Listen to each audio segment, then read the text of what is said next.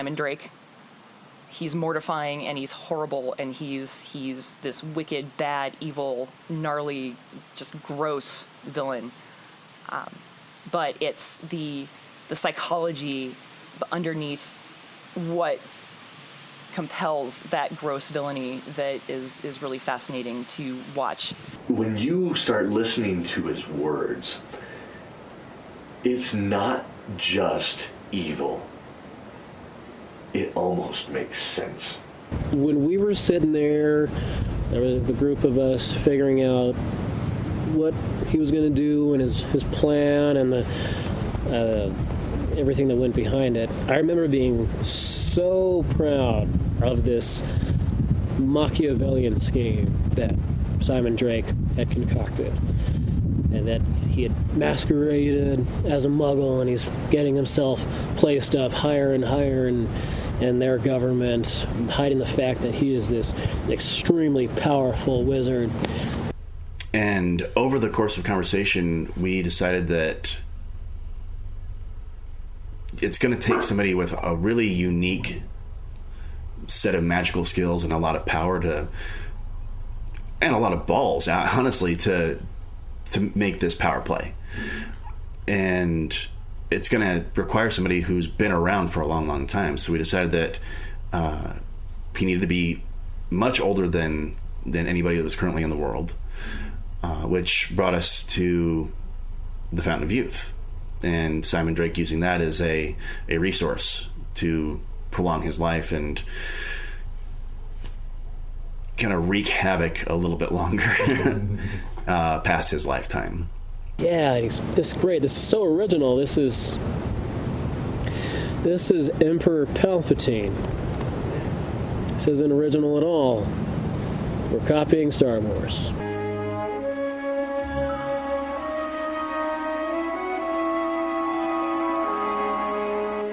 I am wondering, why are you here?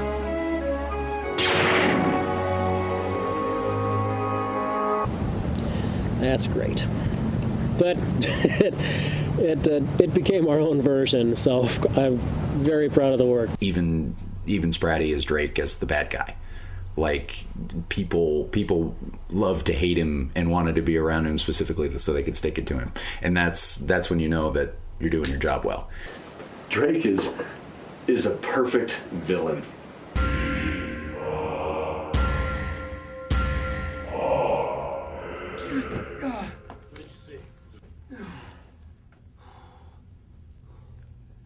He's going after the president and vice president. He's the Lex Luthor. He's the villain that can't be beat, ever. He always returns. There's always some way that he finds to survive. And that's what makes Drake such a great character to work with. He's a better actor than he gives himself credit for. Always. And he's a great director and writer as well. So having that together is phenomenal. And he committed so well to the bad guy. Like, he wanted to play the bad guy from the outset, which takes a certain kind of bravado to sit there and go, yeah, I can do this. I want to pull this off, and play it for 4 consecutive shows and play it well is amazing. Persephone, the dark witch. At first, she was a Voldemort. She was a non-entity. It was when we created our first show, the Medallion of Ukputch, and we needed some sort of Dark Lord, Dark Witch, whatever that was behind the whole thing. And very, very similarly to Voldemort, we chose a name that Persephone was not necessarily her real name. And the idea behind it was the use of this dark witch who was so deranged that wherever she went, she brought death and destruction.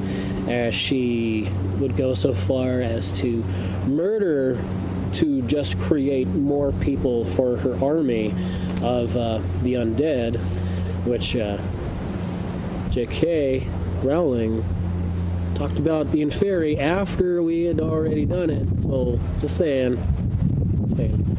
Came up with it first. Pay no mind to necromancy is all like in D&D and stuff. So, but that's how she came. The idea was she thought what she did was beautiful. Genuinely, she's that psychotic. So, in the idea of how when Persephone would leave Earth realm, whatever, to Earth realm, really, to go to see Hades. It's fall. It's when things start to die. The leaves fall from the trees, etc., because she is so beautiful. And then when she comes back, it's spring and everything starts blossoming and comes back to life. Well, our dark witch, Persephone, she turned that on its head, and she brought death, destruction, and things dying, and she thought that was beautiful. Named herself Persephone. Her character and mine ended up working very, very closely with each other. And that was fun to create a little extension of her story with Simon Drake. I still don't think everything has been really explored about her character. What she was like when she was mortal and a child, and how did she get to this point? Because she's the one who's been wreaking havoc on the school for essentially since the inception of the actual Avistrum Academy.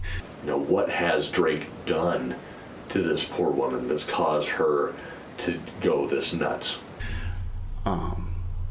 So it was really fun working with her, and Lorena, who plays her, she and I knew each other since high school. Persephone. I like Persephone. Persephone, that whole the idea behind Persephone, we never really knew if we were ever going to get somebody to actually play Persephone. Persephone was a character, we needed some sort of antagonist. We came up with Persephone, and because we didn't have anybody to play Persephone, we came up with the idea that she was a metamorph magus that could look like other people. Persephone is a Persephone is a metamorphomorphist. Persephone can change shape. And therefore, any one of us could play Persephone. The storylines in the past that I thought was great, that was before my time, was when Sachiko was actually Persephone. And that was such a great concept. So we wanted to allude to that throughout the story. Now, who really deserves a ton of credit in making this character 1,000 times more than what it was is Lorena herself. Because when we decided to actually have Persephone show up in a later show, Lorena is really the one who she breathed life into this character, and she has taken it much further to bigger and better places than we probably would have on our own. What she has done with the character is awesome, because there's just moments where you look at her and she's freaky, and then there's other moments you look at her and she's hilarious. And and one of these days she needs to get her toast. I have time for one question. Congressman Drake, do you have anything else to say to the American people?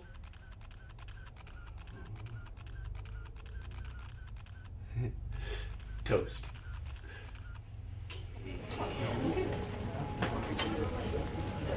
She keeps asking for it, and if she doesn't get it, I'm afraid you're gonna see that freaky side, and she's gonna blow up the school.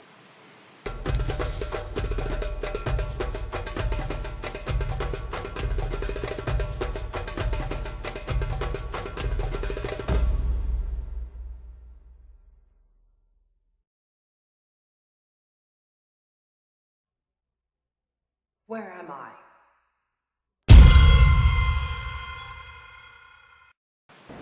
It wouldn't be right to not mention the entire German army, or Graham / Jason / the Boogeyman / Johnny's friend / the guy with the camera at the con, or whatever hat he's wearing, the 10,000 little individual things that Jason Cusenberry wears is amazing to me. Jason really stepped up to the plate to help us when we needed more, extras and more people. It's the nefarious Boogeyman, and he came to be when we were sitting down trying to figure out just dark, scary villains, and we came up with the old tale of the Boogeyman, the story that's been told for years to frighten children. And me myself, when I was younger and when I was a little kid, I was afraid of the idea of some creepy ass dude being in my closet or under my bed, and so that's really what came to that fruition. And try to think of, okay, well, how would we take this myth, this legend, and make it real with that little Harry Potter flavor. Elizabeth!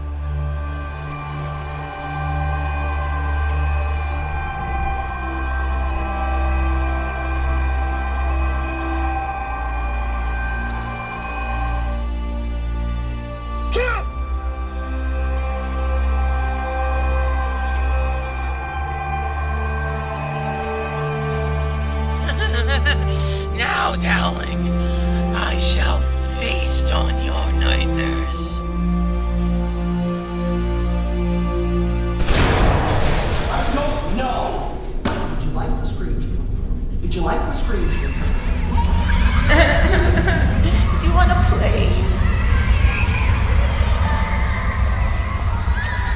Darling, come out and play. Darling, my old friend. Do you want to play? Boy, Clark, I'm disappointed. That's my trick. No, Clark, let's play. And Clark destroyed or defeated the Boogeyman as a young child when he was defending his family at the orphanage, and the Boogeyman was put into Alcatraz. The Alcatraz scenes where he's tormenting Scorpio through the wall just with his voice is one of the more terrifying things we ever did. That was, I think we really pushed the boundaries of what would be acceptable for having such a young audience, because it was very terrifying with that. But we had to show that he is the king of nightmares. We got to that he would be a dark wizard who was so entrapped in fear and had this essence around him that boggarts would flock to him, more along the lines of a rat king, per se, that's a Ninja Turtle reference, or what really came later was making him into the Pied Piper of Hamelin. And his costume of the cloak was one of the creepiest aspects of this character. Is this quilt of torn bed sheets from children that he has scared throughout his reign of terror. And of course, Jason can be credited with. No, that wasn't Jason. That was Josh. That was Josh and Susan who found that creepy mask that Jason started to wear. But Jason can be credited with making that horrific voice that haunts all of our nightmares. Darling, come out and play. Darling, my old friend. Do you want to play? Want to punch Jason because he's so creepy. He's very despicable troll of a man, and he's also one of my really good friends. And Umbridge, just much more lovable than Umbridge. Even at the time when he was a 100% antagonist, he wasn't Umbridge. But, and again, the credit can be given to Rob, who has stuck around, and he got the character from that point of just a pure antagonist to somebody who became an ally that the kids ended up. You see the break between him being the villain and being Polonius's ally is a great thing that adds to the story throughout. Rob is an awesome actor who I really enjoyed working with. You've got this? Constant vigilance, Craven.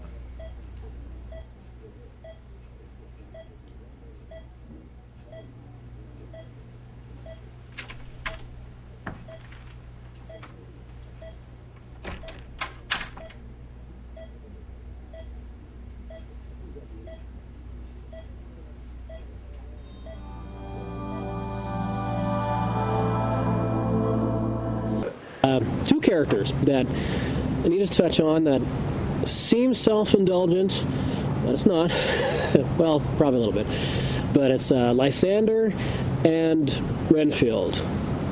They're dear to me. They were a creation by Josh and myself from a late night of imbibing different types of things, and that's sometimes where that's where that kind of creativity comes out. But we were trying to figure out other characters that we could play online without being boxed into either Clark or Craven, and that's when we came up with Lysander. We came up with a vampire that Clark had defeated, and he morbidly, for some reason, has his head on his wall, and to try to justify that, we're like, well, Clark's trying to rehabilitate him. He has faith that if he sticks around in this positive area, that this evil, dark lord will, he will see the light and be redeemed. So how we named this character, because we didn't know what to call him. We looked at each other and went, do you have a Shakespeare book? Yeah. So he goes and he finds one of those big Shakespeare books that every single play in it, and we just open it up, and it's at A Midsummer Night's Dream, and we see the name Lysander. Boom, that's how Lysander was named. And Renfield came to creation because as we were typing Lysander's first post, our logic at the time, how is he typing? He doesn't have hands. So we gave him a little servant mouse, and because of the tie to Dracula, we thought it'd be funny to name him Renfield. So that is how those two characters came to be, and they have become really favorite characters for so many different people, and now they are played by two extremely talented actors. John Bryan, who has taken on the role of Renfield, who we have turned into so much more than just a little cute comedic mouse, to finding out that he's actually a former professor at the school and an extremely powerful animagus who, for the most part, just preferred to be a mouse. And Lysander, who's now being played by Eric Bryan, when he's able to be in town, when he's not being an opera singer. I miss Tyler. Tyler's character, a lot of you guys, if we could get Tyler on film, you guys, would see what an awesome character Tyler Ward was. Tyler's pure performance is just great. So, I mean, I can keep going, but we have villains, we have anti-heroes, we have protagonists, antagonists, nerds with really cool clothes. We got the stuff, man. We're awesome. So I really can't think of a better group to work with. So I could go on and on about everybody, and this cast is fantastic. I couldn't ask for a better group of people to work with. And so, if I didn't mention somebody by name, it's not because I don't love you, because I do. It's an amazing group of people to work with. I couldn't ask for better.